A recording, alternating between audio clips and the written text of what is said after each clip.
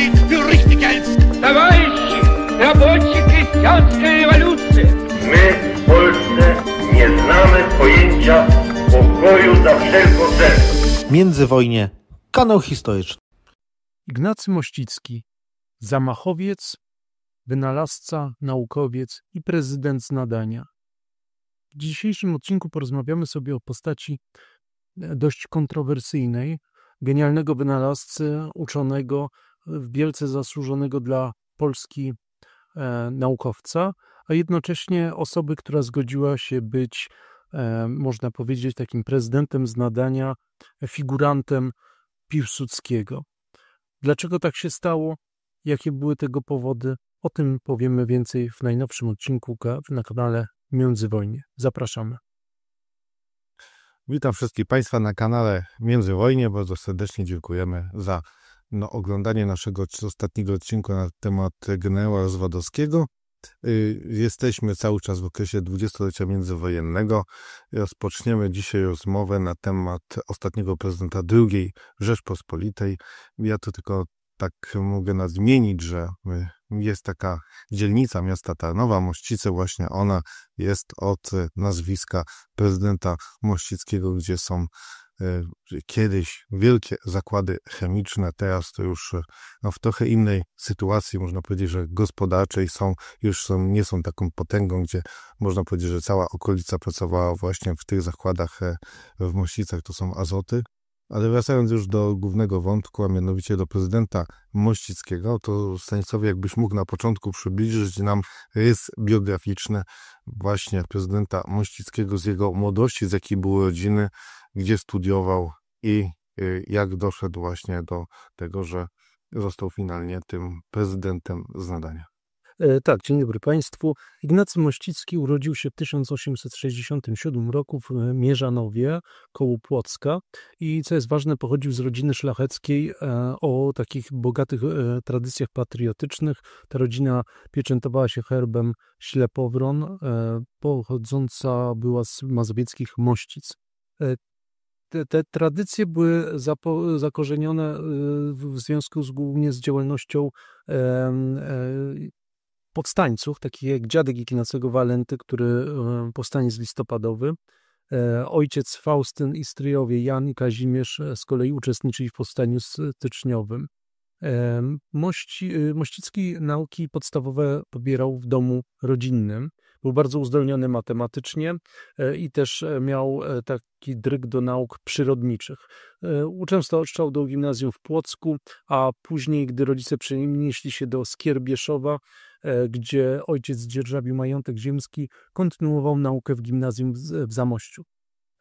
Żywił bardzo głęboką niechęć do rusyfikacji, w której był poddawany w gimnazjach rosyjskich i przeniósł się do Warszawy. Tam kontynuował naukę najpierw w szkole Pankiewicza, a później w Realnej Szkole Babińskiego, którą skończył w 1987. W kolejnych latach studiował na Wydziale Technologii Chemicznej Politechniki w Rydze. Ta Ryga była bardzo takim istotnym ośrodkiem handlu i przemysłu morskiego, bardzo popularnym wśród polskich ziemian z Kresów. Tu trzeba nadmienić, że Polacy stanowili aż 33% studentów Politechniki.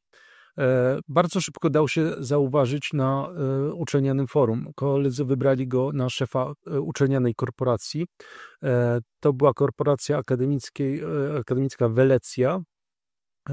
I w tej Welecji odpowiadało mu przede wszystkim porzucenie używania tradycyjnych tytułów rodowych, czyli taka demokratyzacja. Oczywiście wzorem wielu młodych Polaków zaangażował się w działalność niepodległościową konspiracyjną. Zorganizował takie kółko oświatowe złożonych z polskich studentów i żołnierzy miejscowego garnizonu. Został też członkiem Związku Młodzieży Polskiej Z. Nawiązał też kontakt z działaczami socjalistycznymi drugiego proletariatu i założył też sekcję tej organizacji na uczelnię, ale żeby nie narażać tych swoich kolegów z korporacji Welecja, wystąpił z niej. Po uzyskaniu dyplomu inżyniera chemii wrócił do Warszawy w 1992 roku i już pełnoskalowo zaangażował się w ruch socjalistyczny, w ten drugi proletariat. I tu trzeba przypomnieć takie wydarzenie dość istotne, że planował nawet samobójczy zamach na gubernatora kraju nadwiślańskiego, jak wówczas tą część zaborczą Polski nazywano, Józefa Hurko. No i on miał zostać zabity w eksplozji nitrogliceryny, której kilogram właśnie wyprodukował sam Mościcki w swoim mieszkaniu. I ten plan zakładał, że po prostu znajdą się w pobliżu tego gubernatora i wraz z kolegą zdetonują ukryte pod mundurami ładunki wybuchowe, poświęcając swoje życie właśnie w tym zamachu.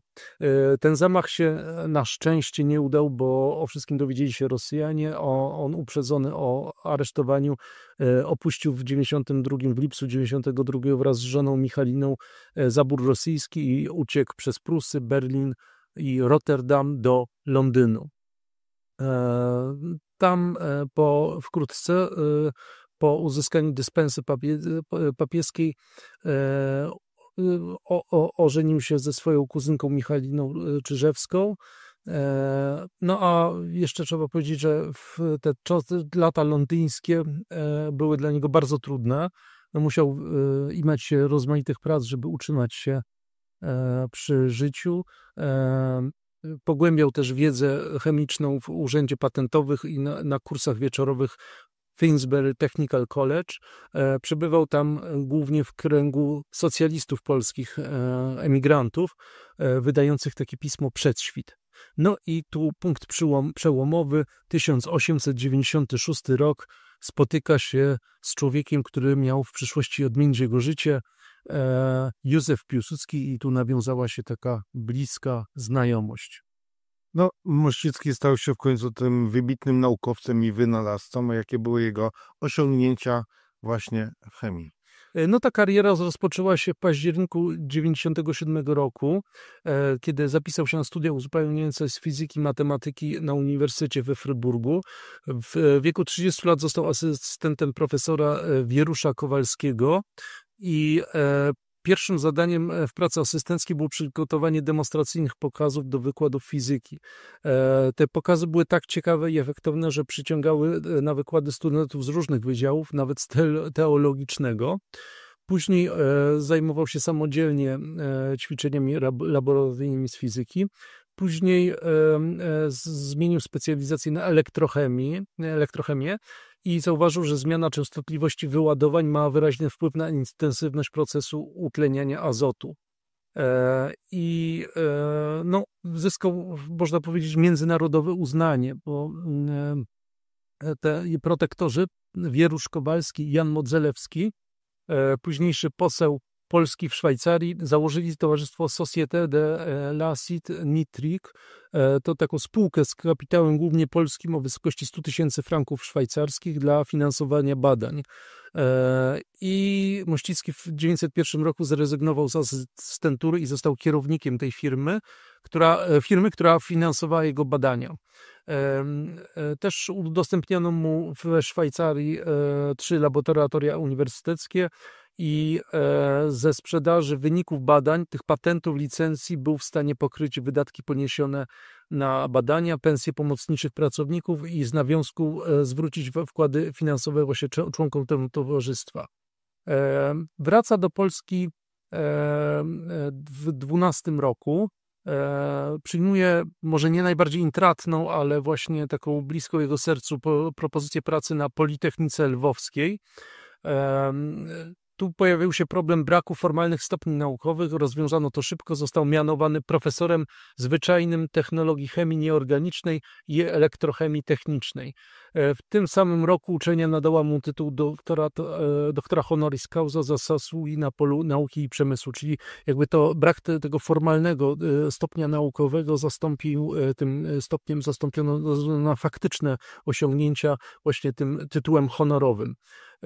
Też wyjeżdżając ze Szwajcarii, Mościcki odkupił od tego stowarzyszenia Société de l'Acide Nitrique kilkanaście ton aparatury, którą podarował lwowskiej uczelni, mając zamiar pozostania tam do końca swojej działalności pedagogicznej.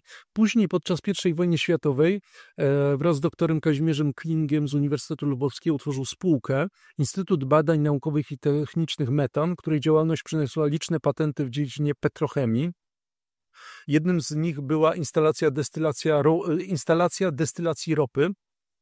Była tak wydajna, że zaczęto ją powszechnie stosować nawet w Stanach Zjednoczonych. W 1925 roku Mościcki został wybrany na rektora Politechniki Lwowskiej, więc to było ogromne wyróżnienie. To był apogeum jego kariery akademickiej, która już trwała 13 lat. Po wyborze na tego rektora został też profesorem Politechniki Warszawskiej w latach 25 do 26, no przez rok, i otrzymał też tam tytuł doktora honoris causa i był drugim z kolei doktorem honorowym właśnie tejże uczelni. W sumie przyznano mu aż 17 doktoratów honorowych. Też tu należy wymienić takie uczelnie jak Sorbonne oraz Uniwersytet w Dorpacie i Fryburgu.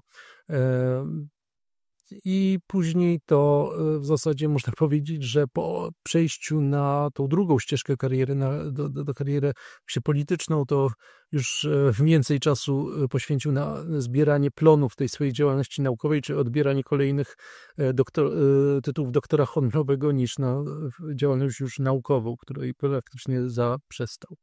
No właśnie, i mamy do czynienia z politykiem, bo już od 26 roku można powiedzieć, że mamy już pełnokrwistego polityka, który jest tym narzędziem w rękach staje się powoli narzędziem w rękach Józefa Piłsudskiego, i jakbyś mógł powiedzieć, bo mamy do czynienia z zamachem majowym, który przerywa tą karierę naukową i ląduje w gąszczu tej polityki. Można powiedzieć, że staje się tą twarzą tej sanacji przez całe lata. Dokładnie, bo taka była, jak to nazwałeś, jego rola. Tym dokładnie miał być twarzą, nie wykonawcą, ale twarzą tego wszystkiego. Do tego się, o czym zaraz powiemy, świetnie nadawał. Przypomnijmy, o czym mówiliśmy już, 1 czerwca w zasadzie można powiedzieć zakończyła się ta cała akcja zamachu majowego sukcesem Piłsudskiego. Wojskowe oddziały sanacji wymusiły ustąpienie premiera Witosa, a Sejm i Senat zebrały się w Zgromadzeniu Narodowym. Doszło do głosowania, gdzie Mościcki został wybrany prezydentem, pokonując Wojciechowskiego przy minimalnym oporze politycznym. No i z naukowca stał się politykiem, czy taką, można powiedzieć, nawet wydmuszką polityczną. Dlaczego? Otóż dlaczego właśnie on, a nie Józef Piłsudski, czy dlaczego Piłsudski sam oficjalnie nie wkroczył do polityki? Piłsudski był przekonany, że ogólnie, że legalne metody zmiany rządu zawiodły, więc podjął tę decyzję o bezkrwawym zamachu, który jednak stał się krwawy. Natomiast przy takim podziale społecznym nie chciał się osobiście angażować w politykę. Oczywiście to jest naciskiem słowo osobiście, więc potrzebował figuranta, osoby, która będzie powszechnie akceptowana. Mościcki był osobą bardzo popularną, szanowaną za takie obiektywne osiągi naukowe. Zresztą Piłsudski miał bardzo dużą słabość do osób z tytułami profesorskimi, do naukowców. Wcześniej Gabriel Narutowicz, to też był jego pomysł polityczny, więc taki miał duży szacunek, estymę, ale jednocześnie wiedział, że ta osoba nie będzie wprawnym politykiem, więc łatwo będzie na niego wywierać wpływ. Początkowo nawet była propozycja, pomysł, żeby to był Stanisław Wojciechowski, dotychczasowy prezydent, ale on stał na straży prawa i odrzucał wszelkie propozycje Piłsudskiego, a marszałek Sejmu Maciej Rataj nie był wiarygodny. I tu doszło do narady z Kazimierzem Bartlem 31 maja 26 i tam pada nazwisko Mościckiego i człowieka też osobiście lojalnego wobec Piłsudskiego od czasu znajomości w Londynie, ale właśnie pozbawionego osobistych takich poglądów politycznych, czy takiego zaplecza i ambicji. I Bartel mu podrzucił to nazwisko, Piłsudski miał ponoć wykrzyknąć: Ignaś? To bardzo dobra myśl. No i podsumowując, to znaczenie, dlaczego akurat Mościcki, to była tak, symboliczna neutralność, czyli oficjalnie on nie wiązał się z żadną partią polityczną i to miał legitymizować ten nowy porządek polityczny jako człowiek bezpartyjny. 2, to oczywiście to już wspomniana lojalność wobec Piłsudskiego, osobista, a 3 to reprezentacyjny charakter urzędu. Zmieniono prezydenturę sterowaną przez sanację instytucje, w które Mościcki miał być głównie głową państwa, czyli takim, można powiedzieć, nawet malowanym prezydentem. No, Mościcki jako prezydent zasmakował luksusów władzy, on żył jak król i korzystał też z tych przywilejów, można powiedzieć, bez żadnych oporów i bardzo kontrowersyjna była też jego przyjaźń z samym Hermanem Göringiem. Tak. To właściwie bardzo kontrowersyjna, taka jakby można powiedzieć, że nikt nie jest postacią jednowymiarową, więc z jednej strony mieliśmy człowieka z wybitnymi zasługami, patriotę, naukowca, można powiedzieć intelektualista, ale z drugiej strony o takim wielkiej słabości do przepychu i do władzy, do tych zewnętrznych atrybutów władzy, takiej wręcz on w pewnym momencie pobierał pensję niemalże królewską i rzeczywiście bawił się i cieszył się tym wszystkim, co gwarantował mu urząd prezydencki, biorąc pod uwagę, co było dość takie niezbyt kontrowersyjne w czasach, gdy w Polsce panowały dość fatalne warunki, jeśli chodzi o życie przeciętnego człowieka. Jeśli chodzi o takie typowe luksusy, z których korzystał, to do dyspozycji miał nie tylko Pałac Prezydencki przy Krakowskim Przedmieściu, ale też Belweder, Zamek w Wiśle i letnią rezydencję w Runowie Krajeńskim. Każda z tych rezydencji dysponowała ogrodami, parkami, stajniami dla koni, a pałac w Runowie otaczał 6-hektarowy park francuski. W Belwederze i pałacu przy Krakowskim Przedmieście wygospodarowano wielkie apartamenty, salon myśliwski z całą kolekcją trofeów, bo tu trzeba dodać, i to będzie miało znaczenie przy postaci Hermana Göringa, Myśliwski był wielkim miłośnikiem myślistwa, ale też samochodów. To też będzie miało istotne. Jadalnie też wygospodarowano dla 30 osób bibliotekę liczącą 8000 tomów oraz prywatne sypialnie dla prezydenta i jego gości ze specjalnie wyszkoloną służbą. I to, co najbardziej było takie dyskusyjne w demonstracji tej władzy, były organizowane przez Mościckiego polowanie w Puszczy Białowieskiej, na które prezydent regularnie zapraszał Hermana Göringa, marszałka Rzeszy i dowódcę Luftwaffe. Tu nawiązała się między nimi taka autentyczna przyjaźń. To chyba połączyło ich to, że obaj byli sybarytami, to znaczy lubili korzystać z luksusów władzy, z życia. Łączyła ich miłość do polowań, do zbytku, do uczt, więc Göring bardzo chętnie tam przyjeżdżał, aż do, można powiedzieć, prawie może nie ostatnich dni, ale miesięcy, kiedy już te stosunki między Polską a Niemcami były wręcz fatalne, to on tam ciągle gościł. W 35 się pojawił, 36, 7 i 8 polowania odbywały się w charakterze oficjalnie spotkań dyplomatycznych.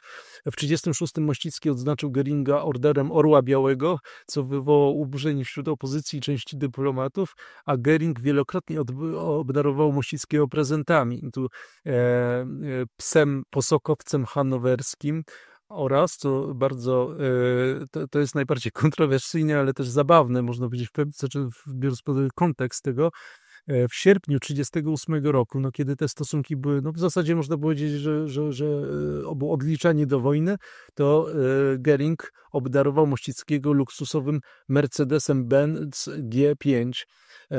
I też oczywiście to były też wymiana drobnych upominków z wygrawerowanymi nazwiskami.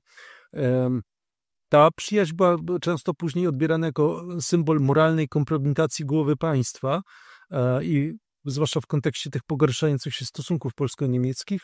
Natomiast Göring wykorzystywał polowania do rozmów o zbliżeniu i wciągnięciu polskich w pakty polityczne, które Mościcki, zdaniem krytyków, prowadził z nadmiernym uwielbieniem dla gościa. I prezydent, tu trzeba podkreślić, żył jak monarcha. Był otoczony luksusem, ośmielony bliskością jednego z najważniejszych nazistowskich przywódców, co już zaczynało budzić w Polsce niechęć. A jak był postrzegany Mościcki jako prezydent Rzeczypospolitej? Bo jak tak można słuchać ciebie, to z całą pewnością, jeżeli patrzymy na Mościckiego naukowca, to był znany, szanowany, był postacią wybitną. A jak to było w przypadku jego sprawowania jego urzędu prezydenta? Czy w ogóle sanacja go w jakiś sposób szanowała? Czy czy może miał z nimi jakieś problemy? To znaczy społecznie był wśród takich niższych warstw społecznych często nawet traktowany z uwielbieniem. Są takie wspomnienia, gdzie on często pojawiał się podczas tych swoich wycieczek na Wołyniu i tam prości ludzie często zaglądał, odwiedzał jakieś wioski i często padali przed nim na kolana i tak witali go z uwielbieniem jako wręcz takiego króla Polski. Natomiast przede wszystkim sanacja traktowała go z lekceważeniem. No, przekonani byli doskonale o tym, jaką rolę pełni. No, był to po prostu człowiek Piłsudskiego, natomiast opozycja traktowała go z jeszcze większą niechęcią. Tu można przytoczyć słowa marszałka Macieja Rataja, który otwarcie krytykował Mościckiego, stwierdzając, że Mościcki rozpływał się w Piłsudskim, unicestwiał się w religijnym jakimś oddaniu i nie ma mowy o tym, by mógł być dla niego głosem krytycznym. I też inni krytycy nazwali Mościckiego lakajem Piłsudskiego, to było dość powszechne. Też ta funkcja była pozbawiona właściwie realnej władzy i była głównie reprezentacyjna i tu premier Bartel był znany z cytowania ludowej piosenki, czyli też ta wiedza była powszechna wśród ludu.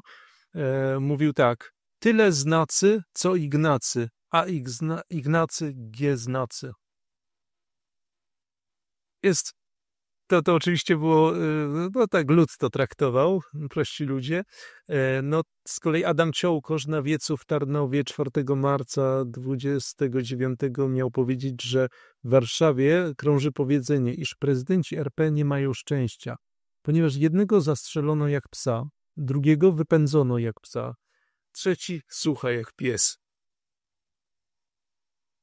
I teraz tak, sytuacja się trochę zmienia po śmierci Piłsudskiego w 1935 roku. Mościcki wtedy odkrywa w sobie takie jakieś ambicje polityczne i nie zamierza ustąpić po uchwaleniu Konstytucji Kwietniowej, pomimo oczekiwań elity Piłsudczyków, czyli tego obozu, który się uformował, takiego obozu ozonowskiego.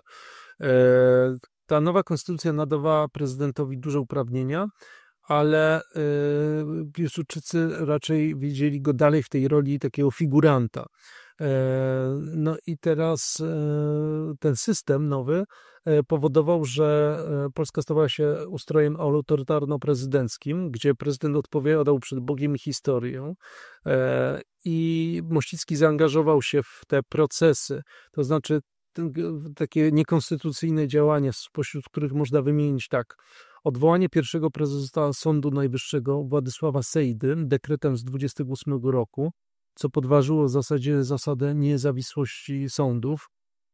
Powołanie Stanisława Cara na komisarza wyborczego w 27 w celu manipulowania wyborami. No i to była też taka emanacja tej jego centralizacji władzy przez podejmowanie decyzji dekretami bez konsultacji z parlamentem. I też przyczynił się wydatnie do ograniczania wolności prasy, do cenzury. Więc podsumowując, raczej była to rola negatywna. A jak prezydent Mościcki zareagował na wielką klęskę we wrześniu 1939 roku i dlaczego tak wielu krytykowało jego postawę i co też robił na emigracji? No bo patrząc się na nasze elity rządzące, no to mamy do czynienia właśnie po 17 września z tą wielką ucieczką z Polski, gdzie ci, którzy teoretycznie powinni zostać, to opuścili cały kraj. Zachowali się haniebnie, tak. I tu Mościcki stał się niemalże symbolem tej hańby, takim uosobieniem tego, bo po agresji sowieckiej 17 września Mościcki wraz z rządem i naczelnym wodzem przekraczają granicę z Rumunią w nocy 17 na 18 września. I decyzja ta została podjęta po naradzie w Kutach tego samego dnia, kiedy stało się jasne, że kontynuacja walki jest kontrskuteczna. Mościcki to uzasadniał następująco w takim orędziu wydanym 18 września już w Czerniowcach. Z przejściowego potopu uchronić musimy uosobienie Rzeczpospolitej i źródło konstytucyjnej władzy. Dlatego, choć z ciężkim sercem, postanowiłem przenieść siedzibę prezydenta Rzeczpospolitej i naczelnych organów państwa na terytorium jednego z naszych sojuszników. To wydanie tego orędzia okazało się olbrzymim błędem politycznym. Jak odnotowały źródła, wysłanie orędzia było naruszeniem konwencji haskiej i dało władzom rumuńskim pretekst do interweniowania władz polskich, na co naciskali Niemcy. No i to orędzie stało się formalnym powodem internowania władz polskich przez Rumunię. Też ta ucieczka całych władz wywołała olbrzymie oburzenie wśród żołnierzy i społeczeństwa. Współcześni nazwali uciekinierów tchórzami, zdrajcami, grabarzami ojczyzny. Krytykowano też marszałka Rydza Śmigłego, którą tą ucieczkę nazwano haniebną. Reakcja żołnierzy według jednej z niemieckich depesz była taka, że ucieczka Rydza Śmigłego z kraju wywołała u polskich oficerów głębokie rozkroczenie. Niektórzy z nich zamierzają rozstrzelać marszałka. Też ta ewakuacja rządu była przeprowadzona bez właściwego przygotowania organizacyjnego i formalnego. Jak wspominała Maria Mościcka, minister Beck po rozmowie z królem Karolem Rumuńskim wyrażał pewne zdziwienie, że zgadza się on na wszystkie żądania. Byłem świadkiem tej rozmowy. Rumuni natychmiast zażądali podpisania deklaracji o zrzeczeniu się przez polskie władze wszelkich atrybutów konstytucyjnych.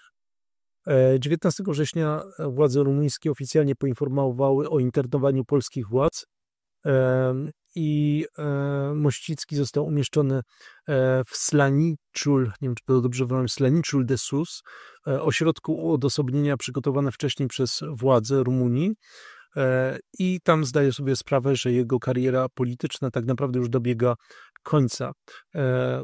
30 września z racji tego, że nie mógł sprawować już urzędu, zrezygnował z prezydentury, wyznaczając na swojego następcę Władysława Raczkiewicza i początkowo chciał wyznaczyć na to stanowisko Bolesławę Wieniawę Długoszowskiego, ale ten nie cieszył się popularnością ani wśród opozycji antysanacyjnej, ani wśród Francuzów. Francuskie MSZ oświadczyło, że nie widzi możliwości uznania jakiegokolwiek rządu powołanego przez generała Wieniawę. Po 3-miesięcznym internowaniu z końcem grudnia 1939 władze rumuńskie wyraziły zgodę na wyjazd już schorowanego Mościckiego do neutralnej Szwajcarii i tam 27 grudnia para prezydencka dociera do Fryburga, tam gdzie wcześniej robił karierę naukową. Wyjeżdża z Rumunii z bardzo skromnymi środkami w towarzystwie części dawnej służby i pracowników. I tu takie charakterystyczne słowa adiutanta Józefa Hartmana, który napisał w dzienniku problemy po dotarciu do Szwajcarii. Trochę tu zimno, drożyzna w porównaniu z Rumunią. Mieszkańcy Fryburga powitali ich ciepło. Mościcki nadal był honorowym obywatelem miasta, a rektor uniwersytetu osobiście przyniósł mu klucze do biblioteki oraz wydziału technologicznego, ale on już nie chciał się angażować w politykę emigracyjną i skoncentrował się na życiu prywatnym. Mieszkał w skromnych warunkach i jego stan zdrowia systematycznie się pogarszał. I umiera w 1946 roku koło Genewy, mając 79 lat.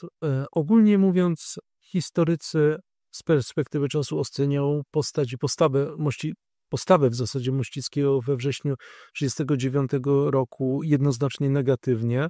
Jak stwierdził profesor Andrzej Ceglarski, rozmiary klęski wrześniowej, sposób przeprowadzenia kampanii, niegodne zachowanie osób dowodzących sprawiają, że była to klęska hańbiąca. Też tu podchodzi pod to całkowita utrata kontroli nad sytuacją i to internowanie 18 września 1939 roku. Finał tego był taki, że już po odzyskaniu niepodległości przez Polskę po upadku komunizmu w 1993 szczątki Mościckiego przywieziono do Polski i złożono w krypcie prezydenckiej Bazyliki Archikatedralnej Świętego Jana w Warszawie. Podsumowując, była to postać bardzo niejednoznaczna, której ale jednoznacznie zaszkodziła ta przyjaźń z Piłsudskim, czy wykorzystanie go przez Piłsudskiego, tak można powiedzieć. Szanowni Państwo, serdecznie zachęcamy do wspierania naszego kanału poprzez Buy Coffee. Dziękujemy za wszystkie wpłaty i też dziękujemy za to, że oglądacie nasze nagrania i do następnego razu. Dziękujemy. Do usłyszenia.